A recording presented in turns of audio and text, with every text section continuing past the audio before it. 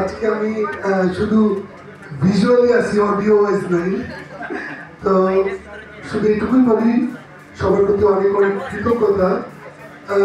এত বড় একটা ক্যানভাসে এত বড় একটা ছবি সবার ভালোবাসা এবং একাগ্রতা না থাকলে এটা আসলে পসিবল না।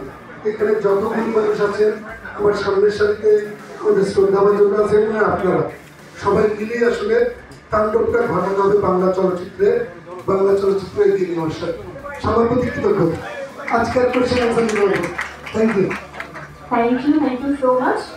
আমি এবার যার কাছে যাবো, আমি একটু আগে ভাবছিলাম যে পরাণ, সুড়ঙ্গ, তুফান তিনটি সিনেমায় মুক্তি পেয়েছিল কোরবানি ঈদে, এবং তার অনুযায়ী হ্যাট্রিক তিনি করে ফেলেছেন। এই কোলাবোরেশনে তাণ্ডব যখন সুপারহিট হবে তখন তার হ্যাট্রিক পূর্ণ হবে। কিন্তু প্রত্যেকটি সিনেমা তিনি কোরবানির ঈদেই রিলিজ করে থাকেন, তার মানে কোরবানির ঈদের সঙ্গে একটা লাকি ব্যাপার রয়েছে রায়হান রাফির।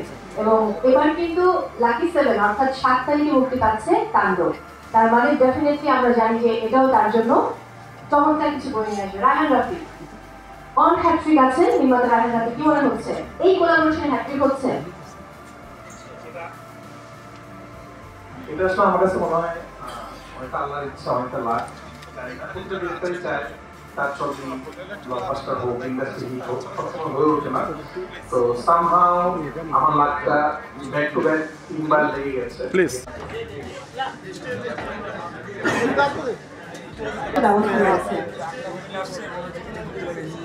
সবাইকে এদিকে দেখো ভাইয়া, সবাই ক্যামেরাটা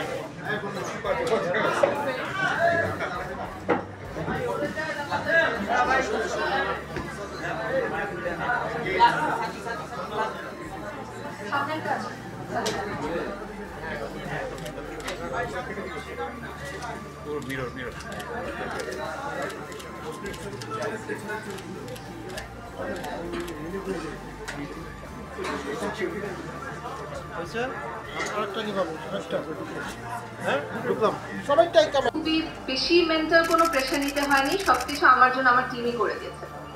বাবা থ্যাংক ইউ সো মাচ।